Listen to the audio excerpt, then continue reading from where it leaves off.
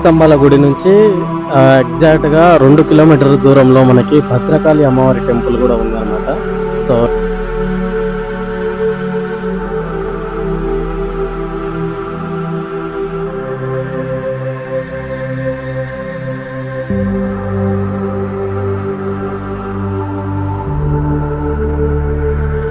So ఇక్కడ ఈ temple కూడా కొన్ని వేల సంవత్సరాల కిందకి సంబంధించిన టెంపుల్. అమ్మవారు ఇక్కడ యాక్చువల్గా భద్రకాళి అమ్మవారు అంటే కొంచెం ఉగ్ర రూపంతో కనిపించాలి, కానీ ఇక్కడ శాంతి స్వరూపాలతో కనిపిస్తూ ఉంటారు అనమాట. సో ఎంతో ప్రశాంతంగా ఉన్న అమ్మవారిని అయితే ఇక్కడ మనం చూస్తాము.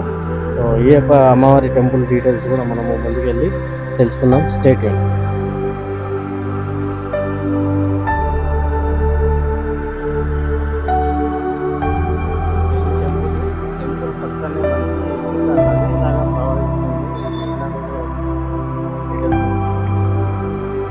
పక్కనే కొంచెం టెంపుల్ కొండపై ఉన్నట్లుగా కొంచెం పైకి.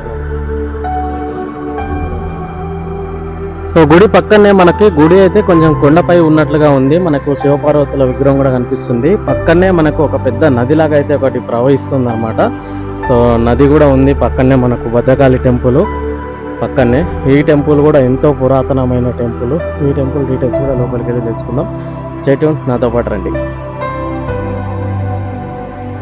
So temple entrance. టెంపుల్ యొక్క ఓపెనింగ్ టైమింగ్స్ వచ్చేసి 5 నుంచి 1 వరకు, మధ్యాహ్నం మళ్ళీ 3 నుంచి 8 వరకు.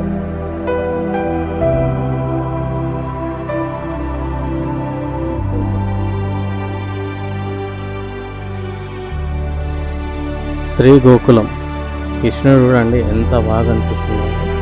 అదేవిధంగా కృష్ణుడు పక్కన గోవులు కూడా.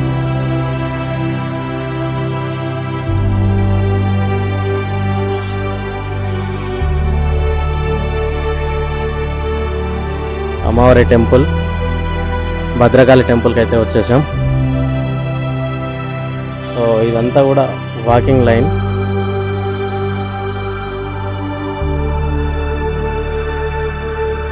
సో అమ్మవారి రూపాలు అన్నమాట ఇవన్నీ కూడా. లక్ష్మీదేవి కానీ పార్వతీదేవి కానీ అందరూ కూడా రూపాలు, ఇవన్నీ కూడా అమ్మవారి రూపాలు అయితే మనకి ఇక్కడ ప్రింట్ చేయడం జరిగింది టెంపుల్కి ముందర.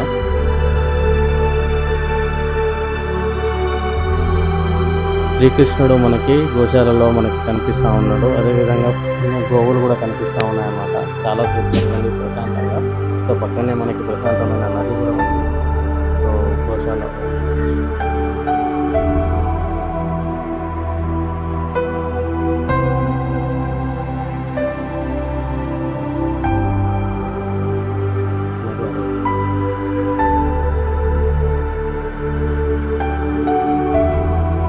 నదియా చెరువు.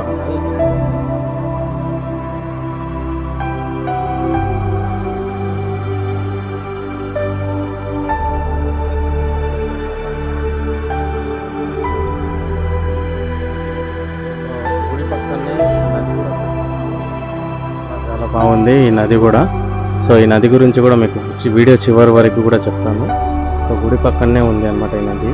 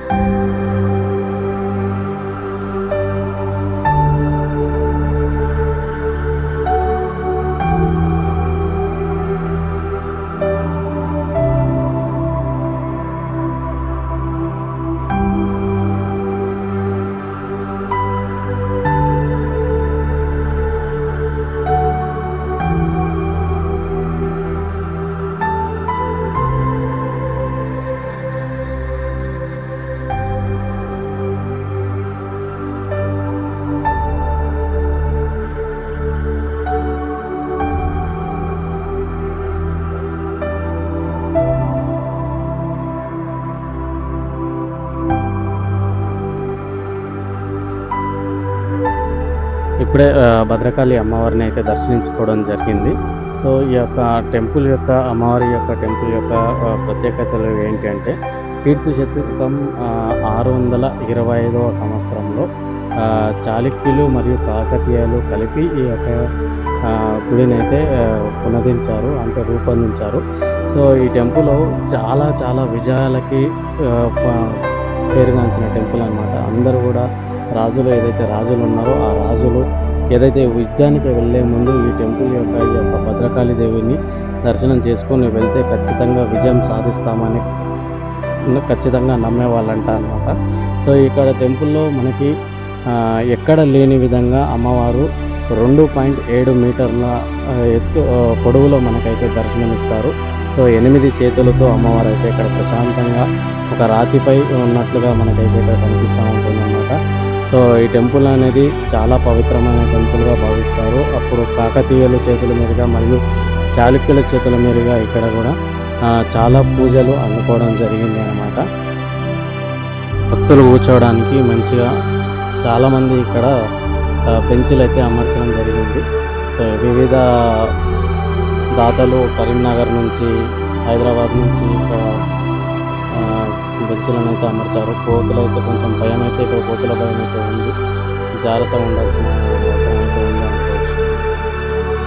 కింద టెంపుల్ కింద పార్కింగ్ ప్లేస్లో ఇక్కడ వాహనాలకు పూజ కూడా చేయడం జరుగుతుంది, కొత్త వాహనాలకు.